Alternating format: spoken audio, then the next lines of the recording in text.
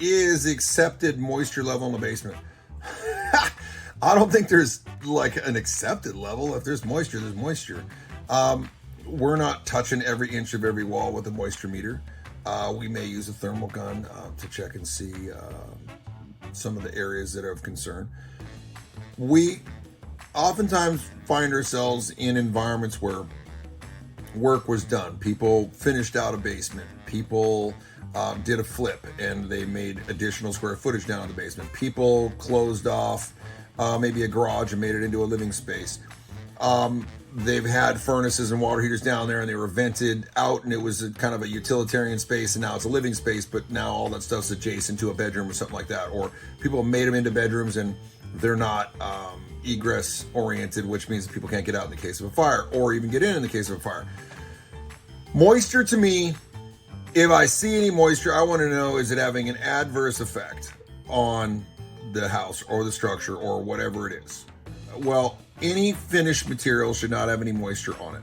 So if I was looking on my moisture meter and I brought a piece of lumber, let's say hardwood, to your home from the store, it might come with maybe 11, 12, 13, 15% moisture. In bringing it to your house, you might want to leave it. I would recommend you leave it there for a good 3 days or a week just to let it acclimate to your home. That being said, now it might come down in moisture content to maybe a 9. I'd say that's probably fine.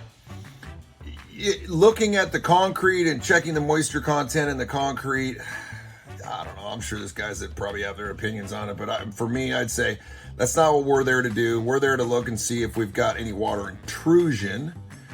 Remember, hydrostatic pressure, water coming up, rain, water coming down, and then through gaps in the concrete, cracks, all that kind of stuff.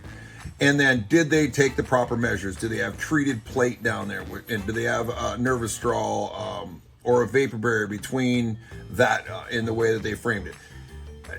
Remember, there are building practices that are continuing to evolve, and I think that sometimes we look at stuff and if it wasn't built right, oh, we need to tear it all down. I'm like, it's functional, it's working, it's just maybe not what one might have hoped for, or maybe it wasn't permitted, and now you have to determine whether or not you possibly want to go through the steps of getting that permitted, or you want to buy a home that has areas that's unpermitted and yet it's functional. So for me, I think moisture, any kind of moisture that isn't supposed to be there, it could be in the air, could be from the sidewalls or from the downspouts or from anything that's around there, leaks from mechanical stuff. We don't want any of that stuff. So moisture, any kind of moisture in a basement, we want to try to figure out whatever it is, or at least give you some advice on it so that you can get the right people in there to take a look at it, and then you can make a good due diligence decision.